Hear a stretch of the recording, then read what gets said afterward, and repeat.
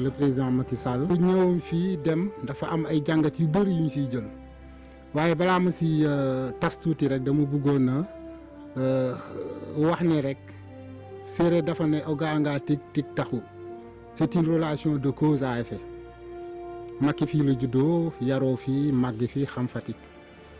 ses premières armes fii la ko defee à Fatick waa Fatick yëpp jóg bokk ndey bokk bàyyi fàtte si lépp bàyyi lépp ànd ak moom jàppale ko bi mu ñëwee nii jàllaat neexul kenn moom puisque bi ñu annoncé ñëwam yaakaaroon nañ ne enfin c'est le retour de l'enfant prodige Macky bu ñëwee par rapport ak li muy dégg ak li muy gis ak li muy yëg ci Fatick xëy na bu ñëwee saafara dina am yaakaar bu mag juddi woon si waaye le fait que mu ñëw romb jàll dem jaaxal na ñu bëree bëri man personnellement jaaxal na ma ëkkëre na ma merloo na ma nag tas na sama yaakaar comme ni mu tasee yaakaaru ñeneen ñi. ba ñëw buude dem sans nuyoo li mu def tegu ko fenn itam ndax ba tax bañ ko waree tertu ca samedi ba ñëpp a bàyyi seen i liggéey. newu leen jàmm ngeen fanaan jàmm ngeen yendoo recevoirul kenn loolu jàngat la ci ñoom responsable yi la seen comportement la. ñun loolu lañ ñu gis ba di ko jooy ñun loolu lañ gis ne ñun lan lañ def Macky Sall ñun buñ doonee ay xale yoruñ benn ndombo tànk amuñ benn structure parti xool na Fatick va mal ndax Macky Sall ñàkk a wekk bi mu ñàkk a wekk nit ñi te loolu won na leen ko won na leen bi mu fi ñëwee ne Fatick va mal leader yi doxuñ dëkk bi doxul léegi nag ñun porte flambeau boobu lañ porté woon pour won ko ne ko Fatick va mal recevoir leen ñi topp nañ ko Toubacouta jëlu leen ñëw na ba Fatick waxut ak kenn yéegaat ci otom dem ñibbi en tant que président nga gëj fi depuis 2019 ñëwoon fi ci élection voté pare dem ñibbi ba léegi ñëwaatoo sa dëkk ba koroga fi soog a ñëw le 19 recevoir oo kenn muy acte bu ñaaw kenn rafetlu ko Fatick yëpp kenn rafetlu ko moo tax ñu Fatick waaye ñu war a yeewu ci suñu bët boole xol yi boole tànk yi boole loxo yi jàkkaarloo ak Macky Sall laaj ko ñun Fatick lan lañ ko def. caravane bi c'est une farce tournée bi c'est une farce c'est-à-dire ay naxe mbaay la dinaa ci ñëw lu tax ma wax loolu. Deuxièmement dama jàpp ne c'est une visite inopportune c'est-à-dire le contexte ne s'y est pas warutoon mën a nekk et enfin ma jàpp ne donc c'est une tournée aussi boo xamante ne benn mimétisme ñu ngi ko ciy gis ak benn objectif boo xamante ne c'est caché. bu ñëwee dem dama ko wax tout à l'heure olof séeréer nee na ogaa ngaa tig tig taxu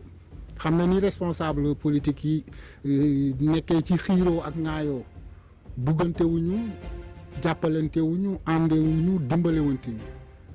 moom ba ko yàlla joxee réew mi ku nekk am na lu mu coppati jox la ne la demal nga bokk ak waa Fatick mais malheureusement kum si jox rek nga ñëw ber sa daara yow ak sa waa kër ak say groupe de copains loolu tax na ba li ñuy woowe le bloc apériste maanaam parti bi si boppam ci fii dafa tasar man yàgg naa di yuuxu di alerter ci réseaux sociaux yi di bind ci presse yi di bind ay tract di sànni puisque bon yàlla dafa def ma am cofeelu mbind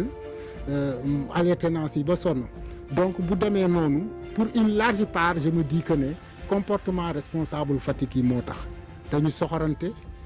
iñaanante soxorante surtout seen àndandoo yi ñuy àndal démb. le président de la République tey lim def Fatick ñun métti nañu ndax ñun ay militants am lañ mënuñ jël mu jóge Kaolack jóge Kaffrine jaar Fatick romb fi ne bu demee Kaolack bu demee Kaffrine bu del see day ñëw recevoir militants yi ñu ñëw di ko xaar mu ñëw jékki-jékki dugg ci biir këram génnaat dem yoonam ñun loolu duñ ko nangu ñun mag président de la République respecté nañ ko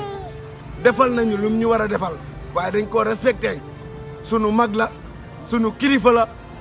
moo yor lépp ci réew mi ñun nangul nañ ko ko te bu bëggee 3e mandat dañ ko koy may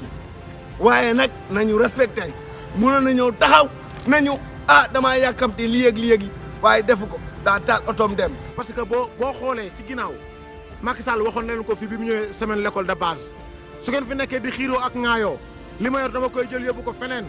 dootu leen ci jot te loolu la ñu woon tey ñun nag Fatick li ñuy jooy mooy dañoo war a taxaw ñun ñëpp def face ak Macky Sall ndax ñun faluñu woon Macky Sall pour muy ñëw dañuy ignorer faluñu woon Macky Sall pour Fatick ñëw fii di souffrir lii ñuy souffrir. donc caravane bi wala tournée bi c'est une farce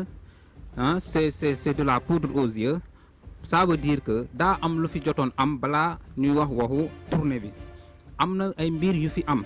c'est-à-dire suñu fàttalikoo bu baax dès l'entame donc de son premier mandat en 2012 moom génnee na fa woon benn théorie ne dañuy def ay conseil des ministres décentralisé parce que lan moom du président boo xamante ne day toog Dakar toog ci capitale bi du xam askan bi lu ñuy dund donc moo tax mu ne woon day def ay conseil des ministres décentralisé avec tout le logistique qu'il fallait dépenser loo donc l'argent du contribuable ba pare gisuñ ci benn rapport gisuñ ci benn évaluation parce que dëkk bu mu dem rek dig na leen foofu ay milliards yu dul jeex pour le cas Fatick digoon nañ ñu ay milliards pour toll ni ci 246 milliards ne waaw Fatick ñëw nañ gëstu nañ problème yu fi am donc pour régler ces problèmes là il faut ñu financer leen benn enveloppe de 246 milliards donc xaalis boobu ndax jot na dugg wala ndax ba mu duggee am na lu dugg lan lañ ci def wala luñ ci jotut def ak lan lañ ci war a def loolu yëpp ba léegi xamuñ ci dara y a pas eu de rapport d'évaluation y a pas eu de bilan y a rien donc mënuñ nag loolu am ba pare amul benn rapport buy édifier nit ñi ci nan la demee ngay wëlbatiku di indiwaat beneen donc tournée ba pare di annoncé waat beneen enveloppe de 300 milliards pour renforcer PUDC phase 2 PUDC alors que phase 1 bi ba tey ba léegi ñoom daa mel ni dañoo am problème ci rapport ak évaluation duñ koy def dañuy tëñëx rek di dem. dafa mel ni Macky dafay daw Fatick ah très franchement ñoo ni fi conseil des ministres bële bon bi mu fi defoon li ñu doon xaar on l'a pas vu ñëw na fi ay yoon du mën a ñëw na fi sax jaar na fi sax. puisque ba ci campagne présidentielle bi deuxième campagne présidentielle bi pour son deuxième mandat ñëw na fi mais fanaan na fépp recevoir ñëpp ba mu des Fatick bon mu doon loo xam ne dafa doy waar bu fekkoon ne taxaw bi mu taxawoon tànk yi mu taxawoon bi muy doon premier ministre ak yooyu nekkoon sous le joug de Ablaye Wade xëy na boobu am na lu mu doon sàmm ay problème image puisque boobu kenn féetewu ko kaw mais comme fi mu nekk nii moo féete kaw amoon yaakaar ci ay nit warloon na taaj leen fa ñu waroon taxaw moom tànk ba mu waroon taxaw puisque bon quoi qu'on puisse dire aussi c'est le président de la République bon Sénégal yëpp la jiite Sénégal yëpp la soxla Sénégal yëpp la war a taxaw mais bu fekkee ay ndawam taxawuñu ni mu war a taxawee moom dafa war a jël ay responsabilités am ñëw taxaw foofu. ñu Fatick yëpp jox ko liñ moom Fatick yëpp boole xol yi ànd ak Macky Sall jox ko lim moom li mu bëgg Fatick yëpp defal ko tey askan tey jaadu na tey Fatick di revendiquer ku di laaj Macky Sall seen cër Fatick tey Macky Sall warutoon ñëw di gis Fatick va mal Fatick Macky Sall warutoon ñëw tey di gis morceau rouge ndax am na loo xamante ne ba mu ko soxlaa Fatick dañoo ànd ak moom tey Fatick waaye ñoo dem ba seen jéng yi dagg Fatick waaye ñoo dem ba xam ne nguur gii faale wuñ ñu te dañ ko faloon ci saayir ak baatin ànd ak moom jaay seen i lal ñiy jaay seen i kër ñiy jaay seen i lépp topp ko jàppale ko tey Fatick googu tey mooy souffrir. président moo gën a xam ne Fatick nommé na fi lim fi war a nommé def na li mu war a def ak Fatick man président chaque jour li may wax dama naan président nañ ko may jàmm li mu war a def na ko fi li mu war a def na ko Fatick nomination yi mu nommé Fatick kenn mosu koo gis ci Sénégal ba Sénégal daj li mu war a def Fatick def na ko fi nomination liggéey yi na fii ñoo war a xool ni ñuy liggéeyee booloo doon benn xool nan la ñuy liggéeyee dëkk bi kenn ku ne xool ne kii yàlla jiital dañuy topp ci ginnaawam mais ñii tamit ñi nga xamante ne ginnaaw yàlla ñoo ñu fal ah ba nga xamante ne yàlla def na nomination yi taxaw nañ ñu dugg ci kër yi liggéey affaire bi newul affaire yi linki ay kii fee la nekk kii fee la ne affaire yi dañ ko war a tas bu fekkee affaire yi Fatick la dañoo war a dugg ci kër gu ne kër quartier gu ne bu dee jëluñ fa juróomi nit sax ñu jël fa kenn nit wax ji jeex politique da nga koy mun boo munul politique nga toog xam ne munoo. puisque man mii tey ku ma gis xam ne man ak Macky Sall ba mu jógee laa jóg suba teel fajar ñu bëri ñoo xam ne tey ñu ngi nii séddu nañu jamono jooju nekkuñ fa woon xëy na sax ña ngi ko doon gàll ay xeer di ko wax ju ñaaw ju nekk ñun ñu ànd ak suñu ngëm ak suñu ngor ak suñu patriotisme de terroir maanaam bëgg sa gox ne amuñu kenn lu dul Macky ñun moom la ñuy wéyal. te yàlla bu defee nii nag tey affaire bi demee nii dafa doon loo xam ne daf ñuy métti donc la part de responsable li yokk a tax ñëwul li yokk a tax duggul si dëkk bi déggoon na xiiroo yeeg ŋaayoo yi xëy na responsable ñi fi jox ay ndombo tànk du mën a sax ay responsable puisque ay irresponsable laa leen mën a wooyee ñi fi jox ay ndombo tànk taxawaay bi ñu fi waroon a taxawee taxawuñ ko ba Fatick nekk benn Macky wartoon na am benn problème fii waaye nag lu aay di njàmbat comme moom moo leen jox ndombal tànk yi moo yore kum bi kum ne yow la rek yow la moo waroon a jël ay responsabilités am jox naa la lii defoo ko ni moo ko bëggee man nangu ko jox ko keneen ku moo ko mun a defal ni ma ko bëggee moo tax ma ne lu jiin njaakate moom mooy njaak le premier responsable c'est lui puisque olof tubaab dafa ne kii ne dit rien consent. le fait que ñëw na fii donc leader yi faalewu leen accueillir ci kenn mel ni daal dafa mer boobu tam dama gis ne ay naxembaay la rek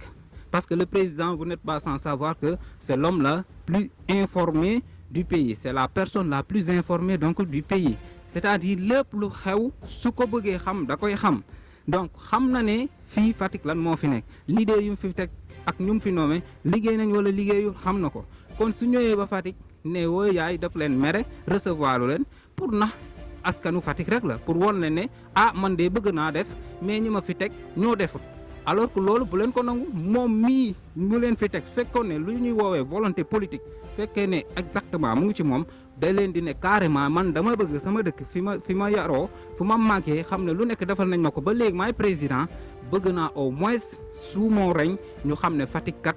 seen doom moo nekkoon président moo tax Fatick mel nii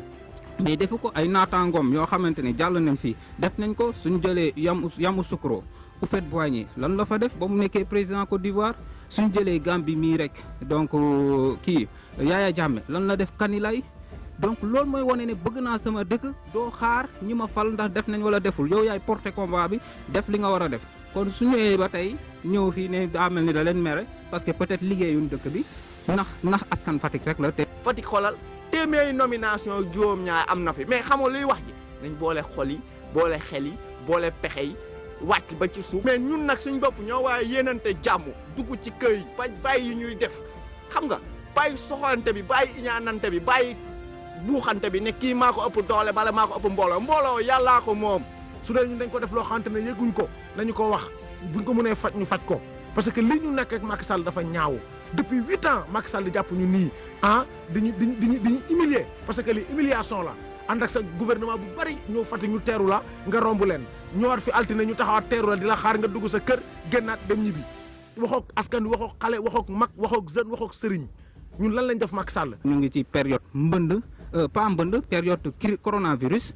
ñu doon wax ne dañ donc respecter mesures barrières yi ñu éviter donc rassemblement et cetera te gis ngeen ne tournée mi yëpp donc leader yu nekk ci gox ba dinañ fexe ndax askan bi jox leen distribuer leen ku nekk 2000 ku nekk 5000 pour ñu ñëw tertu président pour ñu ñëw accueillir président te loolu rassemblement la donc rassemblement la leneen aspect bi mooy cortège bi gis ngeen nu mu toll